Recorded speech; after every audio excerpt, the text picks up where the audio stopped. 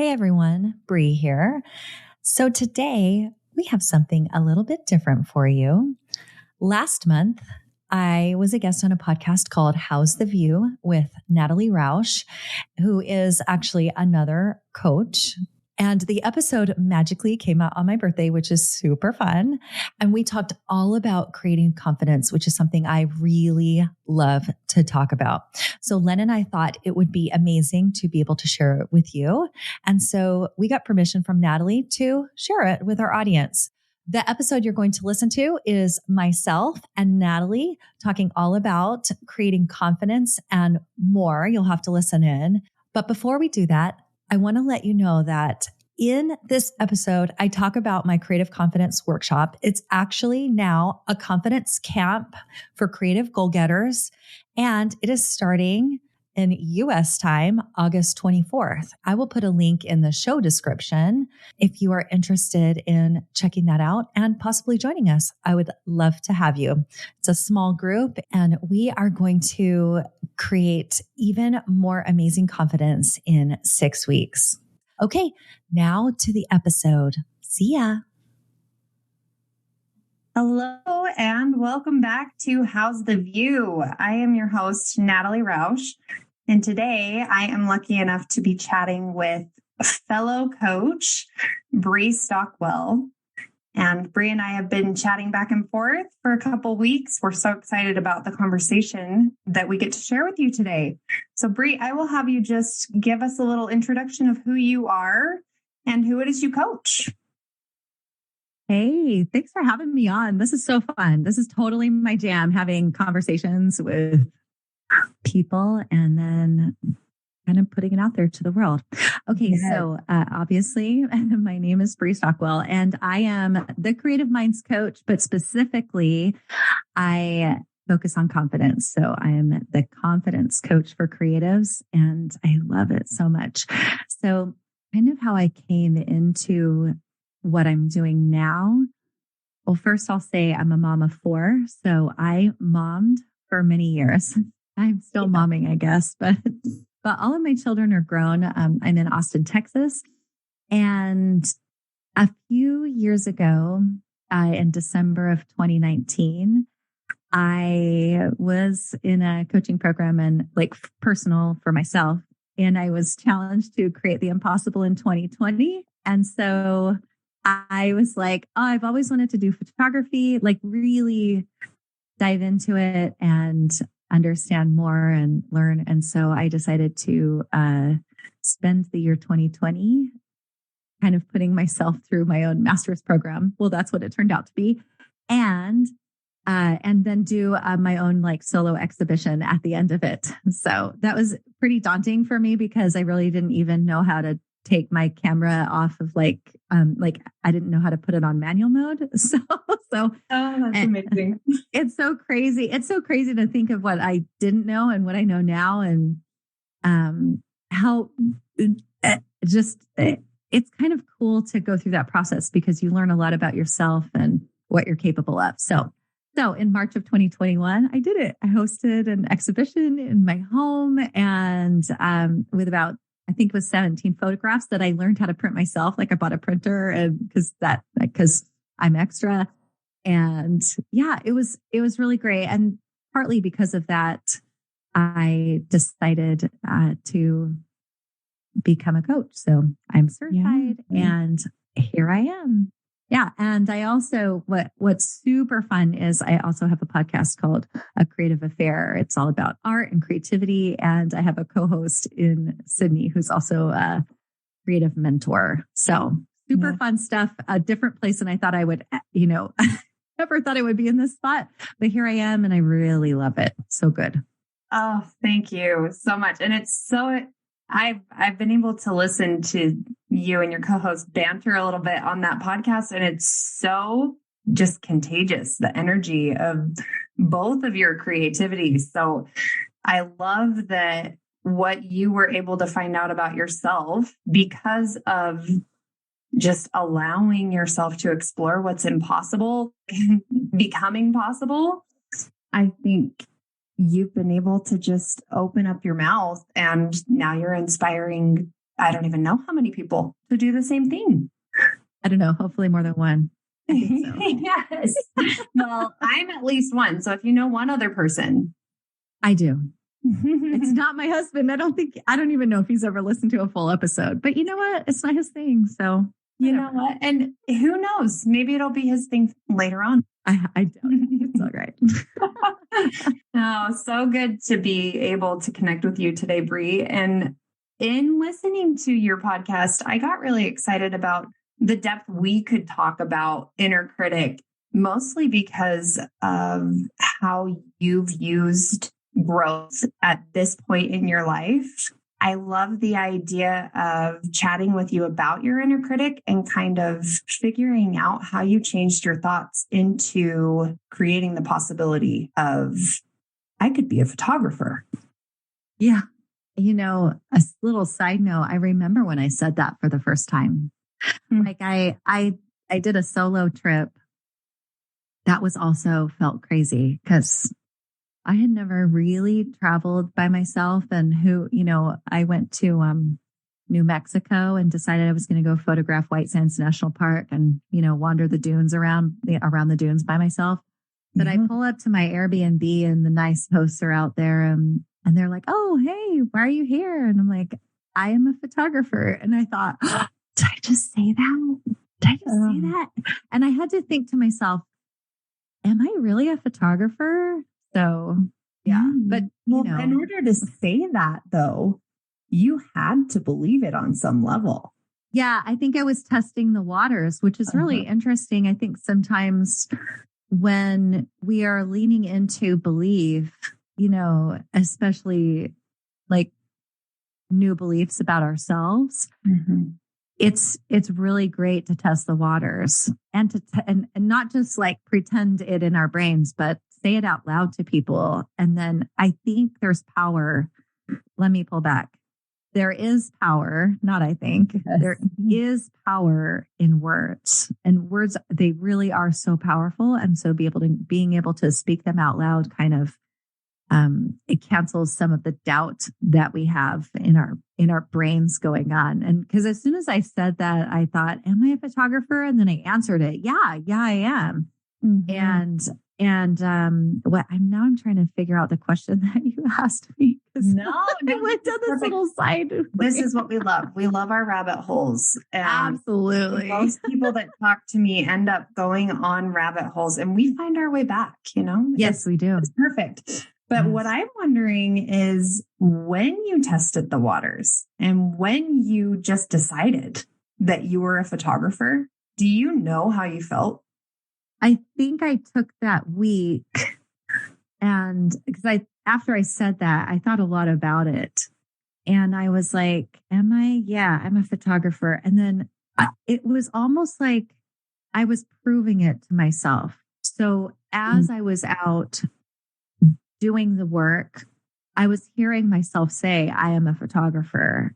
I think all of that really helped solidify for me, that belief.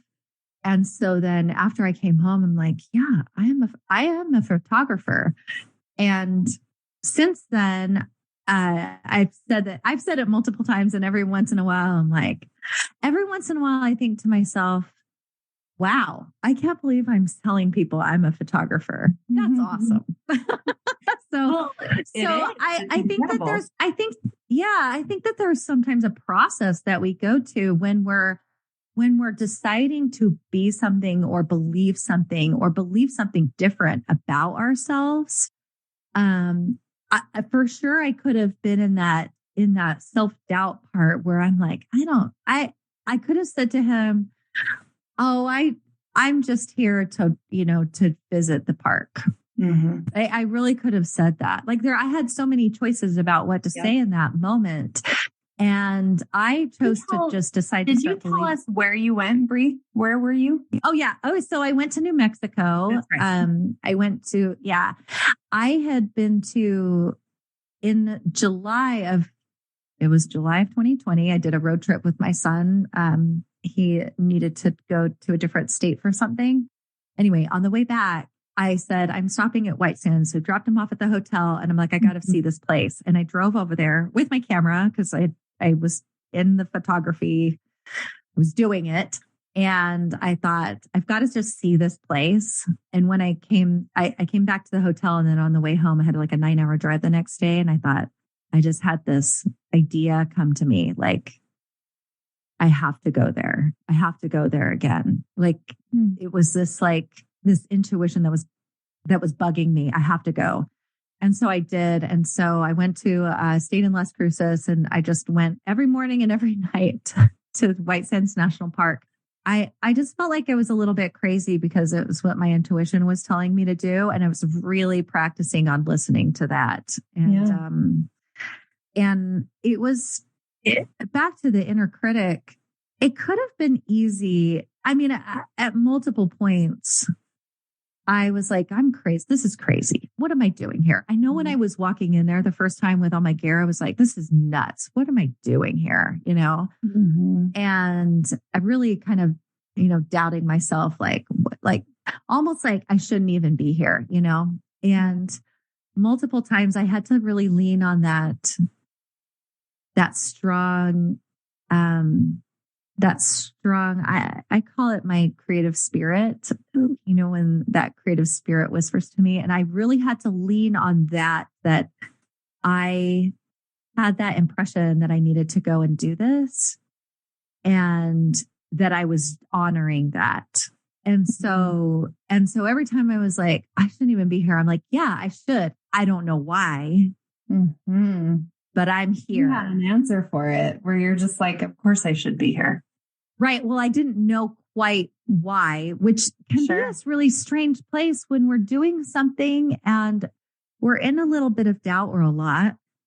And we don't really know why we're doing something. We just know that it's where we're led to, what we're led to do or say or experience or whatever. And I think that that's okay to lean on that, so that that inner critic doesn't come out and go, "Hey, right, go home. What are you doing here? Why are you doing that? Yeah, you shouldn't be doing this. You don't have anything good to do." And when that started to pop up, I could really go, "Hey, that's not what we're doing here. I am honoring this thing that I thought up." which felt crazy, but now I plan like month-long road trips, so now, because I know that when my intuition bugs me, it's telling me to go to a place that where I really need to be. And it's not that I don't question, it's just that I never quite know why, but I really am trying to honor that, because I find that my personal work is so much better. When I did this trip, I really did learn so much about myself and what direction I wanted to go with my work. In some ways, that trip has really defined who I am as a photographer, because every time I've been there multiple times now. I just went for a week in March, and every time I go, it feels like I'm coming home. And it really is like, it's the foundation of my art now. And that's really interesting to me, but I wouldn't have known that then. And so I feel like if we can get comfortable, I think a lot of times this inner critic pops up when we're in this uncomfortable spot, when we're kind of in maybe a crossroads, or we're in a place where we don't really know what the outcome will be. There's like a lot of uncertainty. It's like the natural thing for our brain to do is have this little like voice in the background going, "Hey, you don't even, whatever it is." Yeah. And listen, I don't even have to say all the things, because we already know what our inner critic says. We already know all those phrases. You shouldn't be doing this. What are you doing here? What if this isn't like, what if what you're doing isn't going to be good enough? Blah, blah, blah. Right. And so if we can learn to like accept this kind of like space of discomfort and being uncertain. I think that is really amazing work, because if we can kind of accept that and how do you do this? Get comfortable with discomfort? I think that's a perfect question, though. What I like that I'm hearing from you, Brie, is the trying it on, first of all. Like, you had to test the waters with your words. You had to say those words, not just in your mind, but out loud to a person. And you gave yourself the perfect setup to do that, because you had this desire to see this beautiful place, I imagine. I don't know what White Sands looks like, but now I know I need to go find out. But it's gorgeous. I'm going to send you some photos. Yes, please do. Please do. But what I love is you at least understood your intuition well enough at that point to be able to leave a little space for, I'm crazy. Yeah. Right. It felt crazy. Yeah. Oh yeah. Yes. All the time. I'm like, this sounds like a lot of fun, but also I feel crazy. But that's what I love about intuition. That's what I love about getting to know ourselves on those deeper core levels, because we've been brought up for some reason to believe that being crazy is a problem. Yeah. When I have an example of my husband and I and our kids were living in Washington, and I couldn't get Nashville, Tennessee off my mind. There's no reason why we should live in Nashville, Tennessee. And my audience knows this, so I won't go too far into it. But the only reason we were going to move to Nashville is because we wanted to. And we could not explain that to anybody. We definitely couldn't explain it to family, because Nashville was further away than Washington was. And there was no logical explanation. So it really did come down to accepting the fact that, wow, are we crazy? And we learned how to make being crazy feel like we were crazy alive. Yeah, that's so good. That's funny, because we're in Austin and we had a similar thing. Like, we were living in Virginia and we're like, we just feel like we need to move. We're just ready to move. And people were like, why are you moving? And we said, because we can. Yep. And then my husband looked for a job here and the job moved us, and we didn't know anybody. We have zero family here, but guess what? We love it so much. Like, it has been so fun for us personally. We're outside all the time, a lot more than Virginia. Anyway, it's been fun to live here. So did you move to Austin before becoming a photographer? Yes. Yeah. In fact, I had always had a camera and I just kind of played around with it. I thought I had to make photos of people. And I learned eventually that I didn't like posing people, that wasn't fun for me. Like, it's not, I didn't feel excited by it or energized by it, because I thought that's what I should be doing. And so when I figured out that I wanted to photograph the landscape, that's when I was like, oh yeah, but I still was photographing the landscape and didn't know what I was doing. Like, we went to Hawaii on vacation once, and I had a little camera and a tiny tripod, and I was doing I can look at those images and go, I was doing all the wrong things. Plus, I wasn't practicing. I was just doing it on vacation. So I wasn't really a photographer, because I think to feel like, in order for me to feel like I am a photographer or I am an artist, there's an amount of not just practice, but having it be interwoven into my life. And it wasn't at that time. And now it is. Like you were trying to force it in. Yes, exactly. Mm-hmm. And I didn't know, but doing the work in 2020 helped me to understand what it really means to be a photographer. So, or at least a photographer that's also an artist. Yeah. And I love that, because there's a lot of play and practice and a lot of actually a lot more work in my own mind than I thought there would be. I thought being a photographer or whatever you just take your camera out and click the button. And for sure, you can call yourself, but you just do that. But for me, there's a lot more to it. Like there is so much more. Like I'm constantly figuring out, like, I'm going to enter a competition. It's the third time I'm entering this competition. And I am going through all my work and thinking, is this one good enough to enter? Yeah. So when you start to do more than just click the button and when I'm doing more than that, when I'm making collections, when I'm sharing work, when I'm putting more of myself and my art out into the world, there's more work in my own mind that I actually want to do, because I want to feel more at peace when I let that go. And I don't want to be second guessing myself. I think a lot of artists do this. Like we second guess ourselves. We like put out work and go, oh, was that good enough? What if are people going to like it? What if they don't like it? Right.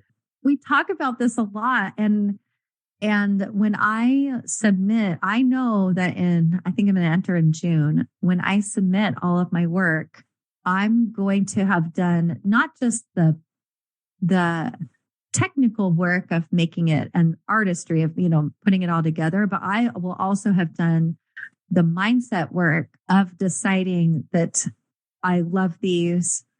I like, this is my decision and I'm not second guessing it, because it's super easy it would be super easy for me to gloss over that part, submit work, and then be like, oh, I don't know what happens. What if they don't like it? What if, and all of those little things that kind of chew at me, or that can chew at us. And listen, this doesn't have to be, and I think for your audience, relate whatever it is. You can relate this to so much. Giving a presentation, or what else can you think of? If you're writing a book and you put it out there, or I have like clients trying to become singers. Yeah. Albums and producers. Yeah. Yeah. Did I submit the right piece? Mm-hmm. Did I submit the right song to that person? Ooh, what if they, and I think there's a lot of second guessing that we do. And I really think that's like our perfectionism popping in, and, there's a lot of relationship between our inner critic and confidence. Yeah. Yeah. So I'm going to be doing all of that work, and I haven't just done it one time. I do it every single time. I check in with myself and I do the work again, because this is an ongoing process. We don't just like do it one time. I also find that new things pop up and I'm like, whoa, where'd that come from? Okay, let's address that. Like, let's look into that one, right? Don't you have that happen? Oh, constantly, where I'll think, okay, I've worked through this thing, but wow, here's another layer that I had no idea.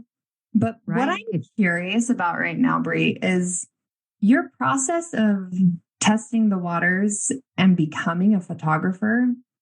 I mean, it started somewhere, and I'm wondering who you were before you were a photographer. That's a really interesting question, because I was like, here's what I would say. I'm just a mom. Okay, I know being a mom is amazing, right? Yeah. So I don't discount that at all. But I was also doing, I call it actually playing small. Yeah. And I'm also a musician. Like that's what I'm trained in. I'm a flutist. And I always would tell myself, oh, I'm not really doing anything. So I'm not doing anything big. And I think partly it was that thinking. I know we are talking about the inner critic, so I'm going to bring that up. It was my inner critic saying to myself, like telling myself that I wasn't I don't know, maybe it was that I wasn't capable of doing anything big. And I think that's why when I decided to do the solo exhibition, it felt really scary because there's so much that I know there's so much that I could have done in the past, to do more, but I just didn't. I was a little scared I think I was scared of maybe the work. And I also was telling myself that, oh, you're just playing around. Oh, you don't have to do anything big or, you know what I mean? And I look backwards and go, okay, this was all okay. Like, I actually used to criticize myself for it. And now I know that that was just a part of my life. And maybe it was part of my life that part of me was keeping myself small so that I could raise my 4 kids. And, because things work out, a lot of times the way they're supposed to. So it's good. But I was believing that I was playing small for so long. And so I never even decided to, I call myself a flutist now, but that took a while too. Yeah. And so becoming a photographer is really, for me, more of a symbol of my own personal expansion. Yeah. Which I really, really love. And now I'm I'm doing so much more than I really ever thought I would be, because doing this work to complete this impossible goal showed me that I could do more things than I thought I could. Right. Even with sometimes believing that it wasn't going to work or I really wasn't good enough. And I think part of it is we need courage. When that inner critic, when those words come up, we start with the courage to kind of go, okay, well, I'll prove you wrong. Right. It's going to feel really scary because I still believe that. Yeah. But I'm going to take a step forward and maybe I'll prove myself wrong. Let's see what happens here. And I think that it takes a lot of courage it really does take a lot of courage to be an artist or a creative person or just a human in general, know? Yes. Humanity is an act of courage. What I find interesting is the way you described, and I think a lot of moms can relate to this, where the way we describe being a mom is, well, I'm just a mom, as though that's not the big thing. And you and I could talk all day about why that is the big thing, right? But what I find interesting is it's easy to say, I'm a mom. What becomes a little more challenging is to say, I'm Brie and I'm a flutist or I'm a photographer, because it's not attached to anybody else. It's attached to you. And that's an expression of your core. That's an expression of what matters to you on a personal level. And it takes a risk to expose that. Right. Because if I'm a photographer, then what? Then do I have to what does that look like? If I'm a photographer, do I have to have a website? Do I have to be printing work, or do I have to have my work in a gallery? What does that look like? And so I think a lot of times it's scary to say that we are these things, because then at least for me, then I had to start doing the work to be that thing. Absolutely. But I think it's interesting that we have so many things that define who we are. I said I'm a musician, which I am. I'm a mom. Mom is easy because one day you have a baby and boom, we know. That's easy. Tangible, got a baby, I'm a mom, right? And so, but just because I pick up a camera does that mean I'm a photographer? I don't know. Maybe it does. And so there's so much about it that's so subjective. But, I also call myself a hiker. I don't hike every day, but also I love it. There's such a variety of ways that I describe myself that I identify with. And I'm not doing all of them all at once. So I remember when I first said I was a coach. Yeah. I put, in fact, it has to do with my podcast. I put up, I was doing these live conversations on Clubhouse. Remember the Clubhouse heyday? Yes. That's right. So I was doing these live conversations on Clubhouse. And what's funny is because I just decided I would go like all the way into the deep end. And then I was starting to host these things, which I had never done before or put myself out into like the community in a big way. So, but anyway, I was hosting this one and we had these like guests on to talk with, and people would come in and just chit chat and ask questions and converse. And the day before I was hosting this one, I put up on my profile, I said, basically I wrote, I'm a coach. I said, well, because I was in the middle of getting certified. So I didn't necessarily feel like a coach yet, but I was also doing the work. And so I'm like, oh, I'm just going to, why not? I'm a coach, I'm doing this. And so I put it up there.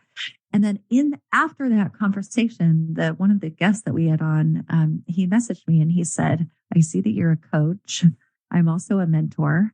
I wonder if there's a way we can collaborate. And then boom, he's now my podcast co-host. Wow. How cool is that? Right. And the crazy thing is like, when we do these things, like it felt risky a little bit, but we don't have anything to lose when we do this stuff. Like, what's the risk in me saying that I'm a photographer? Somehow we think this is going to be really scary. Right.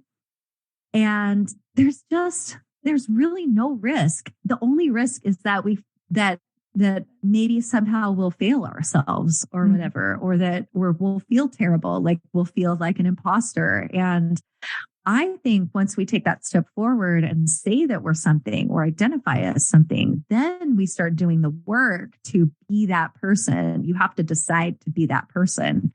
And I was like, heck yeah, I'm a coach. And it took a little while, to show myself that I was, but so fun. I mean, what a great, I love that story because it's kind of like, I took that risk and look at the amazing thing that came out of it because we just never know. Yes. And I think you're nailing it. Like, it is a risk. It's always going to be a risk when we haven't done something before, when we haven't been that person before. But it comes down to a choice. Like, what do I want? And am I willing to take the risk of becoming that? Yeah.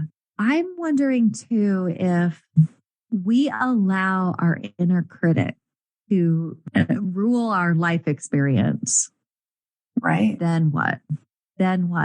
Because I would say 100%, if I let that little voice dictate the things that I did or didn't do, I would just be like on the sofa eating ice cream. Yeah, Netflix. So true. So true. And honestly, you guys, maybe this is the answer to why you're doing that sometimes is inner critic is running the show. When that inner critic is running the show and they don't have all the details, they're leaving out all of the good details about who you are. Like, what if we just collaborate with the inner critic and we're like, hey, yeah, I might not be some phenomenal coach or photographer or singer or someone that people know and want to talk about and want to pay or go see yet. But I'm a human just like everybody else that's doing that thing. And it's just one step at a time. So like, I could sit here on the couch and worry about how I'm not there yet, or I could keep fostering that belief more and more solid with every action that I take. And especially believing that I'm becoming the person that does these things. Yeah. And it's interesting too, because that voice sometimes keeps us from believing that we already are that person. Yes. When we actually already are. And we just need to believe it. So many times I found myself in that place, sitting on the sofa. Okay, listen, I'll be a little bit vulnerable here because I just don't care. I'm human. So there have been times where I'm like, what am I doing? I feel super terrible about myself. I literally am like, I don't have ice cream here. I'm going to run to the gas station. They have Bluebell ice cream, and I'm gonna get bananas. I'm gonna get myself the biggest bowl of ice cream. I'm gonna sit. I'm gonna watch my whatever. There's one K-drama that we really like, and so we watch all kinds of shows. But anyway, we love TV. But perfect. I'm like gonna sit there, and I'm gonna seriously, I'm gonna bring my hanky. Mm-hmm. I'm gonna have my pity party. I'm gonna let that person, that little inner voice take over. And I just literally allow it. And I know what I'm doing. And yeah, it's deliberate. And yeah, it kind of totally is. But I also think, oh, maybe tomorrow I'll feel better. But here's the thing. I already know this when I'm sitting down with my ice cream, because the next day I'm going to get up and I have a choice to make. Mm-hmm. I have a choice to be like, oh, you suck. I have a choice to let that inner critic tell me how much I suck because I allow myself to do that. Oh, you're going to get fatter. You're not going to be able to hike more, blah, blah, blah, all the things, right? Like you could have gotten this done instead of watching TV. Okay. Or I can be like, okay, that was last night. I'm just going to move on. It's fine. I allowed that to happen. Yes. But it's like we set ourselves up for failure when we judge ourselves for kind of allowing ourselves to sit in the pity party. Because let's be honest here. So many times our inner critic is going to tell us that we suck and we are going to have the pity party. Natalie, you've already had this, right? Yes. You have had the pity party. I have had the pity party. Oh, over I've and over comforted again. my husband. Yeah, I've comforted my husband while he's in his pity party. We just do these. But if you allow yourself to then have the pity party about the pity party, then you're just creating this big, huge cycle. And that's where I think it gets really tricky. Mm-hmm. And that's where it's like, okay, what are we actually having the pity party about in the first place? So if we can look for more successes, it's like the anti-pity party. Okay. So my favorite thing, I run these confidence workshops, and at the very last meeting, I do six sessions. So 6 weeks. What the last session is, we come with our successes, and I do some teaching and we do some coaching, but we come with our successes. And sometimes it's really hard for people to do this because they're not used to it. Yep. And so the antidote to this inner critic is finding, like you said, being that person, right? Becoming that person. Well, why are we not looking? Like, hey, let's spend more time looking for how we already are that person instead of having the pity party. Exactly. Right? Mm-hmm. So doing this more often, this is not something that is that we are wired to do, right? Mm-hmm. So being our own cheerleader, this is totally what I've told my clients before. If you are going to be your own worst critic, right? We've heard this from people. Oh, I'm my own worst critic. Well, if you're going to be that, go ahead. You want to take that on? You great. If you're going to do that, you also need to be, this is my opinion, your own best cheerleader. You're also going to have to take the time to find out how you are doing crazy, amazing things, because it's good. It feels so great. And when we find these things, we feel better and we want to do more of it. Mm-hmm. And it motivates us to do more of it. I think sometimes we feel like if we cut ourselves down, it's going to motivate ourselves to quote, be better. And I think that's not true.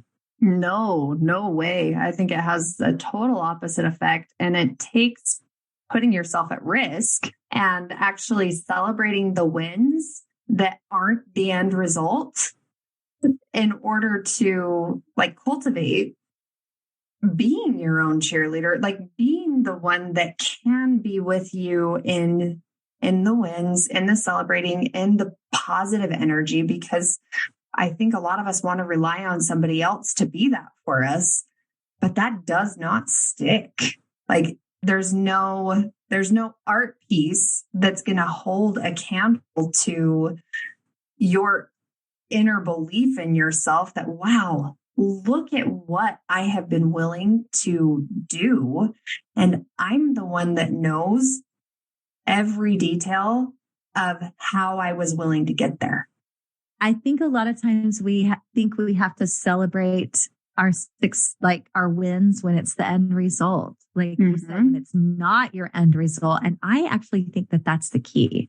Yes. Like, maybe if I was having some struggles, I don't even know if I call it struggles, but let's say in the decision to enter my work into this competition, and I was really struggling to figure out which ones I thought were good enough. And I had this little this little voice in the back of my mind going, I don't know if that's good enough. When I decide to finish one and I'm like, that's done. I'm going to submit that one. I actually want to celebrate that, because doing the work and making the decision, even though I haven't entered the whole thing, that is so huge. And it even though it feels small or looks small to somebody else, I think it's worth celebrating. And I think it's worth recognizing and taking a minute to tell ourselves how awesome we are. Don't think we do this enough. We need to start creating. I want to create this culture where we're like, we're awesome and we know it, and we celebrate it and we talk about it. Right. Yeah. Well, because we've been so resistant to talking about it because we think that's some kind of a no-no, kind of like being crazy is a no-no for some reason. It's like, well, what if that's what feeling alive is? What if that's what loving yourself is? Like, are we willing to figure that out? Right. And I think I've had this question from clients before, like, but it kind of like doesn't look good if I talk about myself like that. And I get that because we've been trained that it's like egocentric, that it, looks like we're bragging. But one of the reasons we want to do this is because it's super helpful for everyone else. Like I want to celebrate with people. And so if I don't tell you, Natalie, that I did something really cool, then you don't get to celebrate with me. Yep. Right. Like how can we create this culture where we're all lifting each other up and really admiring the work that we're each doing? And I don't care if it seems small or if it's a giant thing like a book launch. Like let's do more of that versus allowing ourselves not to say not to talk about it, and allowing our inner critic to be like, it's not worth sharing, or right. Keeping us playing small, like you said. Right. Yeah, exactly. It's that voice that keeps us doing that versus being worried about, versus just saying the stuff, hey, celebrate with me right now. Hey, can you celebrate with me right now? If you don't want to bless it to the world, call your friend, call a good friend. Yes. Hey, do you want to celebrate this with me? But I do think it's that inner critic that's like, this isn't good enough to celebrate. Let's not talk about it. Right. Like this is bragging, and false. Yep. Absolutely. Bragging. And also is bragging bad? Like, why do we have this idea that bragging is bad? And we can reframe that, because just the celebrating energy is contagious. And that contagious energy of actual celebration, of recognizing the wins, it's open, it's inviting, it's encouraging, it's all good. Right. When we think of it that way. So if you find yourself in a space where you're like, that person is bragging, check in with yourself, because bragging is putting yourself above other people. Is same with putting people down. It's so that we look better. So bragging is actually lifting yourself up so other people don't look good. Right. And so it involves the comparison with other people. Yes. Yes. And so if you find yourself in that space, just check in, because we don't really know what other people's motives are. for talking about something awesome that they did or some success. And it could be, listen, go talk to Natalie. Go ask for a coaching session with Natalie. Yeah. This is hard for you. Okay. Because this concept of celebrating your successes is super important. It really is the antidote for helping, not silence, because I don't think my inner critic is ever going to be silenced, right? But it kind of quiets it. Yes. Yeah. And it helps the volume down a little bit. Yeah. And it helps me see how I am going right so much more often because I'm finding those things. Right. And if we find ourselves in a space where we don't want to share it because we think it's bragging, then we're doing some comparisons. Yes. Just share your successes because you're awesome, not because anyone else is better or less than. Because you're awesome, the end. Yes. Not because you have anything to prove. Right. That's the difference in energy, is when you're sharing a success simply because you've learned something new or you've overcome a challenge, or goodness, like you got out of bed that day. Right. This is stuff that, I mean, if you think about it, Brie, I would imagine in the art industry, anybody who is a successful artist is going to be able to look at your little wins that aren't the end result of the piece that's being showcased. Like, they're going to be able to look at your small wins and celebrate with you. They're not going to think of those small wins as, oh, that's just not big enough. That's pathetic. That's ridiculous. Like, anybody who's done it themselves wants to put you on top of a table and just like cheer for you. Yes. If we're not sharing our wins with people, we're missing that connection, that community, that growth that can only happen when we're boosting each other up. I do think it's important to lift each other up, and create more of this space in our world where we are more celebratory and uplifting, and versus that, like, allowing ourselves to, put ourselves down. Right. So what do we do, Natalie? Because I think this is tricky. Like, sure, we can have this antidote, we can do this, right? We could find our successes, but what do we do when we're in that space where our inner critic just will not shut up? What do you do? Like, have you been in that space where your inner critic will not shut up? No, constantly. That's why I'm the inner critic coach. I have more than enough experience with the inner critic. And one thing I'll say is my inner critic tries to pretend like it knows what everybody around me thinks. So most often I'm trying to figure other people out in order to check in and make sure I'm okay if I'm operating from the inner critic. One thing that I've been able to really strengthen in myself is the ability to be the one who cares the most about what I think. Because of course, and I've said this to my audience before, they know this, we're going to care what other people think. We're going to worry about other people's opinions because we're human and that's what we do. And I think it's all for a good cause because we want to connect with each other. So it's useful to some degree, but I love to come back when I feel like I need to hide. When I notice myself feeling embarrassed or awkward or not enough, I like to check in with myself and wonder, okay, whose thoughts are in my head right now? Where is this coming from? And do I even agree? Is this something that my opinion is actually the same as what I think the worst opinion of me could possibly be? Or do I actually have my back on this? And this has served me in tremendous ways where I'm okay with people disagreeing with me. And I used to not be okay with that.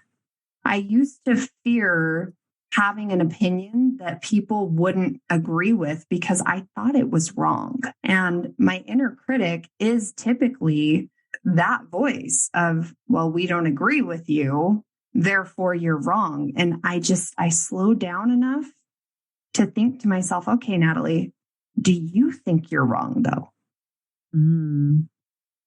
I love that question. I love turning it back around on ourselves, not in a bad way, but in a more like introspective way, you know? Yeah, because it really is up for debate. All of it's up for debate. And here's what I want to kind of highlight from what I've heard from you today, Brie, is it's a choice. Every single thing we decide to think that we are or we aren't, it's totally a choice first.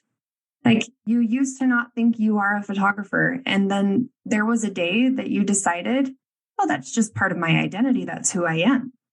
But how did you do that? Right. Courage. Yeah. It was a decision. Yeah, totally. My new saying is actually start with courage, finish with confidence, because sometimes we start and we don't really know. We're a little scared. We feel unsure. But it's the courage that, helps us start moving. Yes. Or say stuff like, oh yeah, I'm a photographer. Right. And then while we do the work, and I'm not talking about just like physical work, it's all of the work. It's like, it's all of the emotional and, mental work, and also, actually doing the work to prove to ourselves. Like I had to do the work to prove to myself that I was a photographer, right? Like I was like, yeah, of course I'm a photographer. Like I'm doing this thing. Right. And I think all of that helps build our confidence, but I don't think we have to believe that we're amazing to just start something and to do something. And we can do a lot of things with courage. Yes. Well, go ahead. I was going to say, one of the things when you were talking about how you deal with your inner critic, one of the things that I was thinking was, I have this reoccurring question that pops up for me. And it's like, I remember maybe it was last week. I'm walking up the stairs because I do a lot of things that I think are crazy, right? So just like, I'm crazy. This is crazy. So I was walking up the stairs. I'm like, what am I doing? And so this is when I know that my inner critic is about to like just start telling me all the things and like answer all the questions. And so there are things that I say over and over again that keep coming to me. It's like the broken record inner critic. And so when those words come up, I've been onto it now enough, and I've heard it enough that when it starts playing in my head, because listen, this is a practiced thing. So when Natalie and I are talking about like listening, believing the things and doing all this stuff in our minds, this takes practice. And so I'm practiced enough at understanding myself and listening to my own thoughts that now when I hear this play out, when I hear, what am I doing? And then my brain starts answering it, I'm like, oh yeah, that's just what I say to myself. Yes. When I'm feeling bad, or this is just the broken record of what plays. And I actually have already decided, because I've done the work, I've already decided this isn't true. And so it's actually easier for me to like put that aside now. Let me just take that record off. Right. Because this is just the broken record that plays. It's the one that plays like instantly. And I can go, oh, it's because I'm so practiced at saying this now. And I'm doing the work to unpractice it and to do and to think different stuff. And so that one that plays, I can go, oh, let's just take that one off. Yeah, of course I'm going to think that because I'm doing something new, or I'm doing this thing that, I'm like in the middle of a couple of things right now that record has Saturday, that record played for me. And I was like, oh yeah, there it is. Let me just take that record off. Yeah. So it was easier. It was easier for me to take it off and put on a new record because I'm like, instantly, I know that that's not all working for me. I've already decided other things.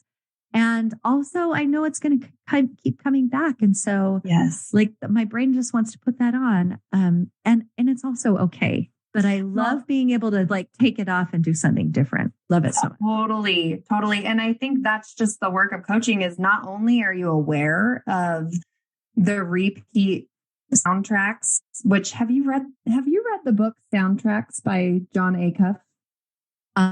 No. Okay, and now I'm putting it on my list right now. You will love it. It's exactly what you're talking about. But just with the broken record, the whole idea of this book is there are songs. If you ever burned CDs and you ever listened to ABBA a day in your life, you usually probably had an ABBA song at the very beginning of every soundtrack you ever created on those burned CDs.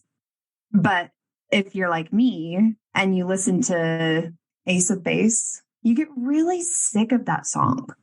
It's not my favorite song. I don't want to listen to this anymore, but it just keeps repeating. And the whole idea is you can turn the volume down or just change the song. Like there's other songs. There's probably 22 other songs on this CD. And now we're in a world that doesn't do CDs. And so literally it's the click. No, we don't even have to click anything. We can just Spotify. Say, hey, Spotify. Yeah. Change the song. Uh-huh. I don't like this song. Thumbs down. Never again. Hey, SIRI. If I say it, all of my devices will go off. But yeah, yes, exactly. Wouldn't it be great? This would be, I love this metaphor because wouldn't it be great? And by the way, I just found it on Script. I just found it and saved it. So that's how I saved it. You'll love it. It's already saved. Done. So wouldn't it be great though? Like I love this. How can what other soundtrack would you want to play about you that, about yourself instead? And maybe we have different, like, when I'm doing, I feel like there's multiple ones. And so this is such a great exercise, maybe to decide, right? To decide, okay, what's the record that I want to play? And what does that look like? When I find myself thinking this, and it's usually the same stuff over and over, right? What do I now want to play? And we can have different ones that play over, that play for different things. It's a total choice. Well, and the exciting thing that I've been able to do, I've played around with this idea a lot. So one thing I like to do is, what's the title of this song? And like, what's it about? What's the story? What's the result of the song? Is it some like super dreary, depressing song that's just going to leave me like in a slump the rest of the day? Or is there some other music I want to listen to? And you can do the same, interchange it with a book. If your style is more of a novel where it's like, what's the beginning? What's the middle? What's the end of this book? And really, what vibe am I looking for? Because there are times with music where I want it to be peppy. There are times where I really do want to be sad. So I'm going to choose sad. And there are times when I'm just looking for something to help me relax. Like smooth jazz. Yes, exactly. Exactly. But it's like, we can kind of nurture our emotions with the right soundtrack, with the right script. But back to what you were saying, Brie, is we've been doing this work, you and I've been doing this work for 5 years. I've been practicing new thoughts for at least 5 years, and it's still hard to drown out the old soundtrack. So one way that I would encourage everyone to think of your new thoughts as you're trying them on is think of them like a relationship. Think of them like you're trying on this idea for yourself, and you're trying to figure out if it's the right fit. You're trying to figure out if this is something that makes you feel more like you, or does it make you feel less like you? Do you want to hide, or do you want to expose yourself? And do you feel safe to do so? But treating our thoughts as though they're a relationship that's going to be in our lives and affect everything. Yeah. Do you think we ever get rid of the inner critic, and would we want to? No. My personal opinion is absolutely not. But to both? No to, well, yeah, no to both. No to both. Because for me, I'm a big time redefiner. So my inner critic doesn't mean bad guy anymore. My inner critic isn't just this big bully, because I've cultivated a relationship with my inner critic where we can actually have a conversation when we disagree, and we can collaborate together to kind of appease the inner critic. Be like, hey, I hear you. I get it. It is scary. Yeah, we might screw up. Maybe we are wrong. Yeah. But like, don't you kind of want to try anyway? And it answers, no, let's go cry. I need ice cream. That's okay. You can just close your eyes and sit in the back seat. I'm just going to take us there anyway. So you don't have to want to for me to want to. Yeah. I think so often we think that, because when all of that stuff pops up, right. And it, for sure, it can keep us from doing some really amazing things. Mm-hmm. When it does pop up, I end up feeling terrible. Like I just feel like so heavy, and it makes me it really does zap my energy and makes me not want to do anything. Yes. But acknowledging that this is going to happen sometimes, that this is part of like my own human experience. And I think we have a tendency to like not want to feel terrible. Mm-hmm. Okay. I don't ever want to feel terrible. Right. But I also know I'm also more accepting of it now. I'm still in the process of learning this, but I'm so much more accepting of it now, just because I know that this is part of my process, that sometimes I'm going to feel like this. Sometimes that record is going to come on and get played. And it's actually also okay. It's just all part of the process. Well, and honestly, for me, that ends up being some of the most important parts, because, and I'll say this to my husband, he's the one that gets the totally real Natalie. So if you have any questions about how I do anything, just go to him and he's going to give you the gut, honest truth. But the truth is, I don't feel good a lot of the time. I'm uncomfortable a lot of the time. I doubt myself.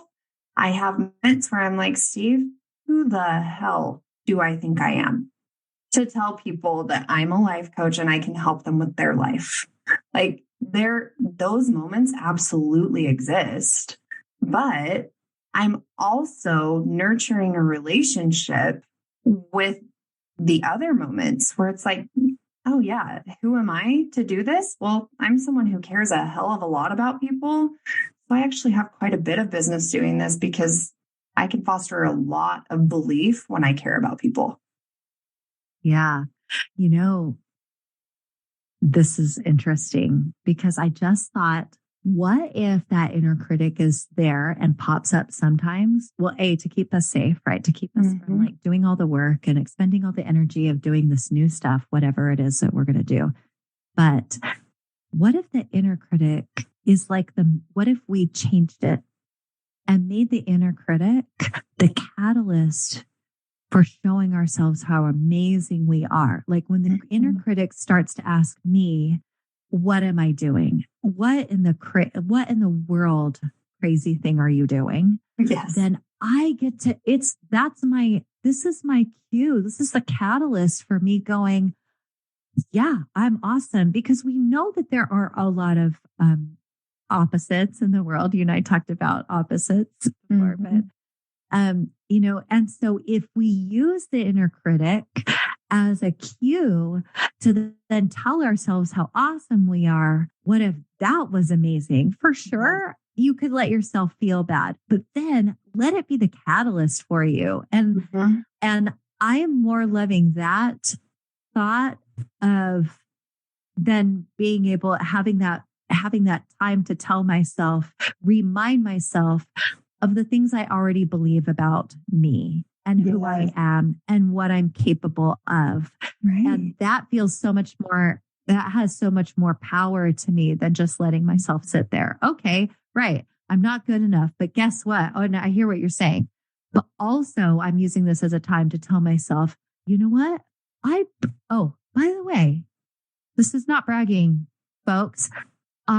because I started going to New Mexico and going to White Sands, then when I tell myself, oh my gosh, what are you doing? You're so crazy. Maybe you're not so good. No, I won New Mexico magazines. I was a grand prize winner of New Mexico magazine's photo contest for 2021. Why? Wow. Because I decided to do all this crazy stuff and go there. And then I decided to just enter the contest. Right. And I had no idea that I would win anything. Right. But you know what? Yeah, I'm a photographer. Yes. I am an award-winning photographer, folks. Yes. See, isn't that incredible? This is what I love so much, because you can feel that energy, Brie.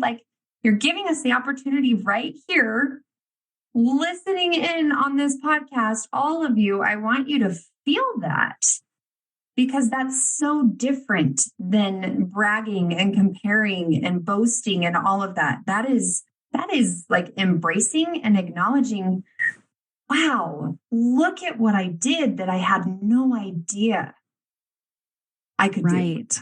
Yeah. Freaking I love the word freaking. I have an image in a magazine. I'm published in a magazine. Yes. What?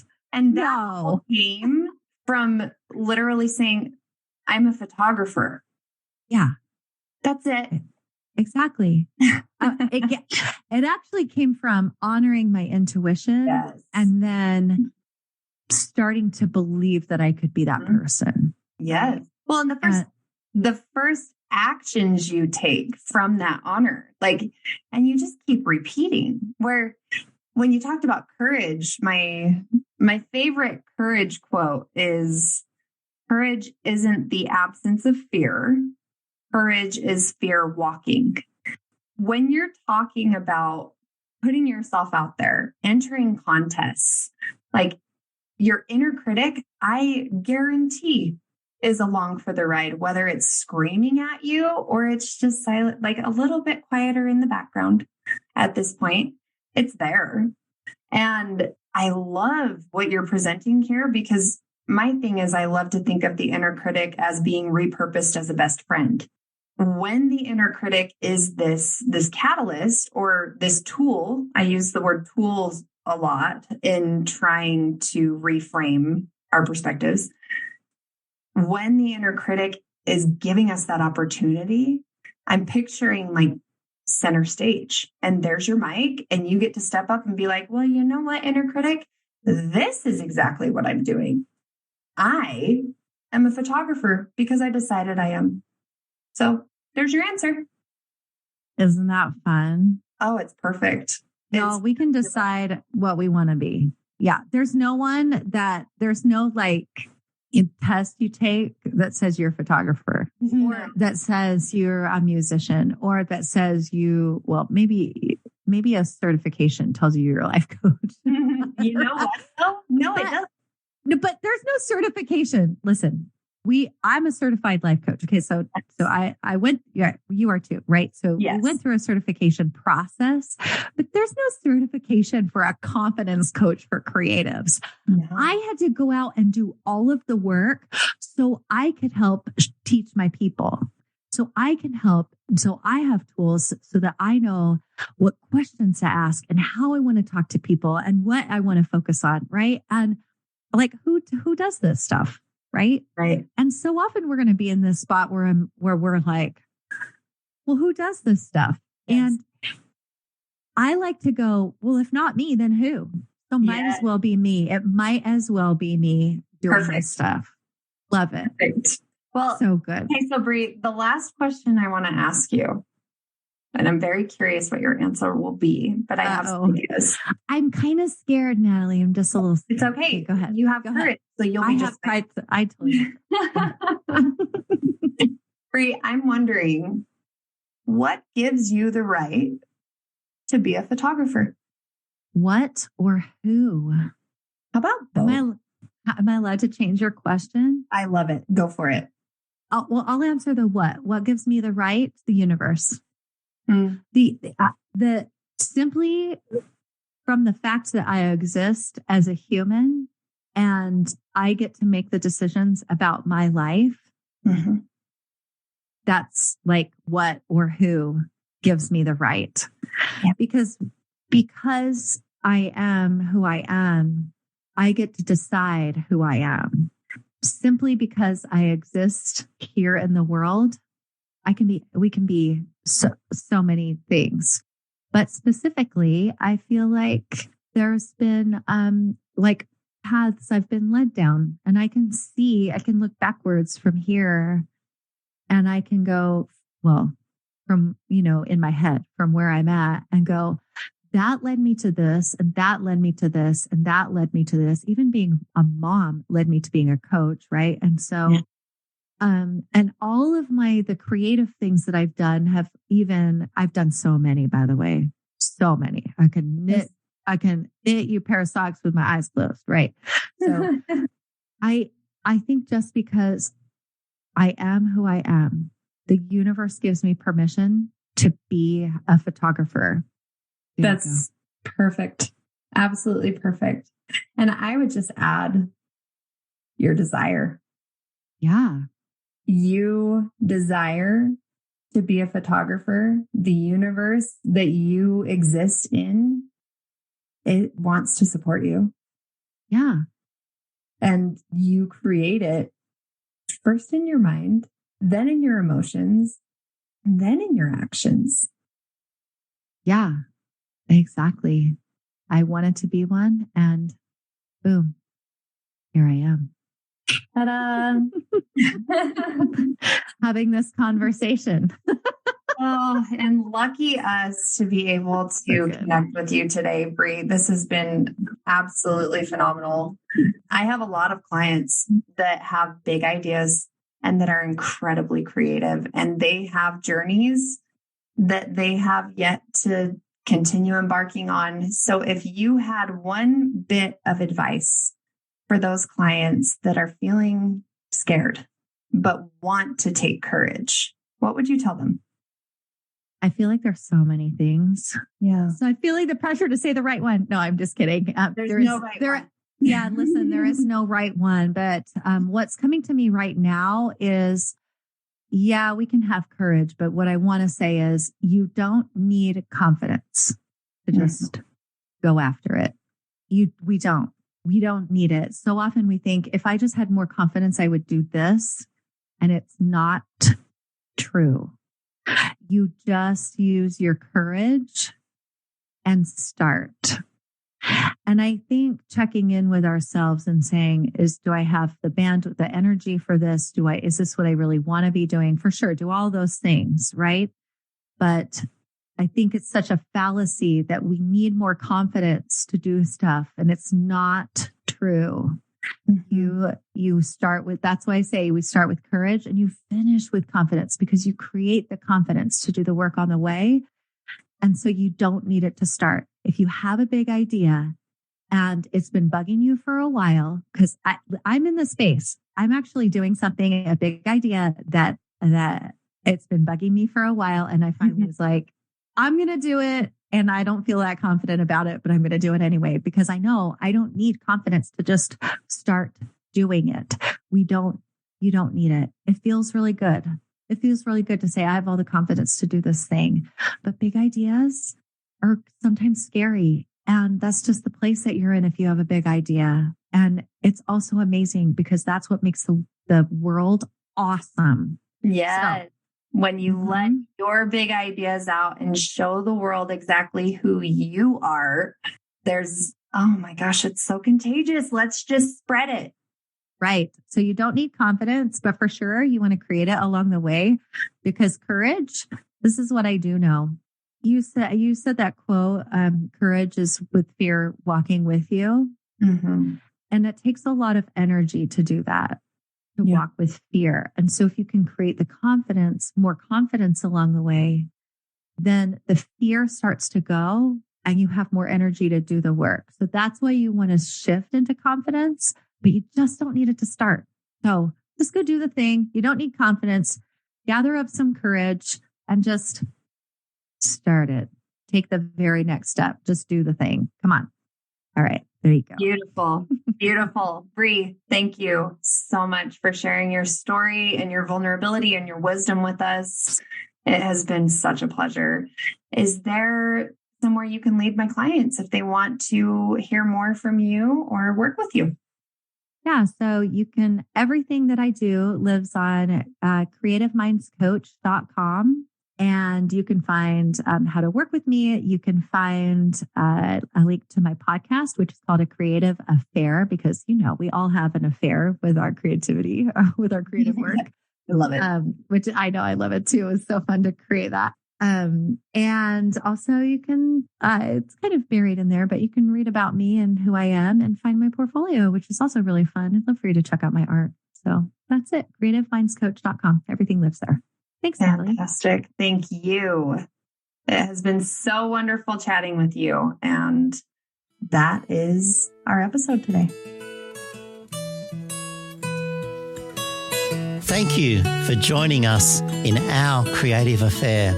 If you love the passion we bring to this creative content, please support the podcast by sharing with a friend, subscribing, and leaving us a review. To find out more about Brie's work, including her gorgeous photography and mentoring in her Creative Confidence Group Coaching Program, please visit her at creativemindscoach.com. If you'd like to learn more about creative photography, you can find me at lenmetcalf.com, where you can find links to my photography school, videos, and publications. I would so love you to sign up to my newsletter. Well, until next time, it's time to say goodbye.